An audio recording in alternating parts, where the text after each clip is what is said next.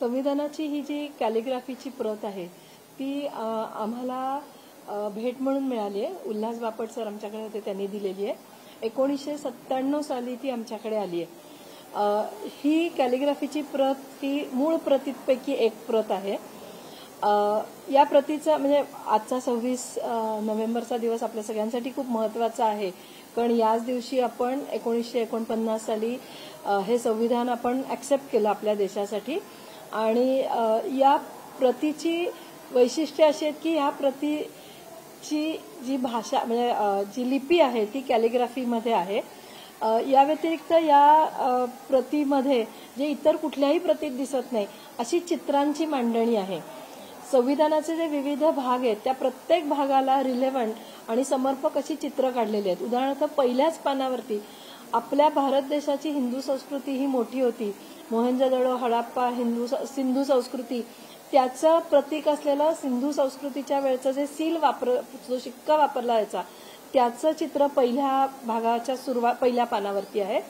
भाग तिसरा जो आहे आपला, जो मूलभूत हक्कांविषयी आपल्याला सांगतो, तर त्या भागावरती राम लक्ष्मण सीता रथातनं अयोध्येकडे परत येतानाचं चित्र आहे। म्हणजे वनवास संपून ते जेव्हा अयोध्येला परत आले ते चित्र साकारलेलं आहे। चौथ्या भागामध्ये आपल्याला असं दिसेल की या चौथ्या भागात आपण राज्यांना जी मार्गदर्शक तत्वे चौथ्या भागात येतात त्याच्या पहिल्या पानावरती आपल्याला कुरुक्षेत्रावरती अर्जुनाला कृष्ण उपदेश करतो आहे त्याचं चित्र रेखाटलंय। मग पाचव्या भागामध्ये तुम्हाला गौतम बुद्धांना जे साक्षात्कार एनलाइटनमेंट झाली त्या साक्षात्काराविषयीचं चित्र आहे। 6व्या भागामध्ये महावीरांचं चित्र आहे। 7वा भाग बघितला तर सम्राट अशोकाविषयी म्हणजे अशोकाचं चित्र रेखाटलंय। 7व्या भागामध्ये बुद्धिझम म्हणजे बुद्धिझमचा प्रसार करतानाचा अशोकाचं चित्र आहे। 8वा भाग आहे तो विक्रमादित्य आणि त्याच्या दरबार याचं चित्र आहे। 9व्या भागामध्ये नालंदा विद्यापीठाचं चित्र आहे।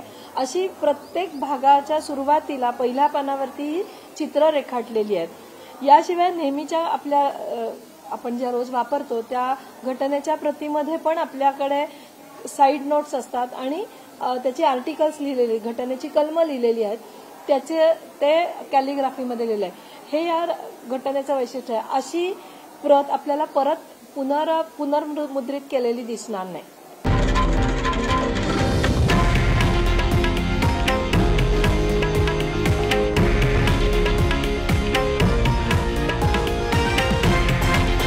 हे आहे देशातील नंबर 1 न्यूज नेटवर्क आणि आपण पाहत आहात TV9 मराठी, एकमेव।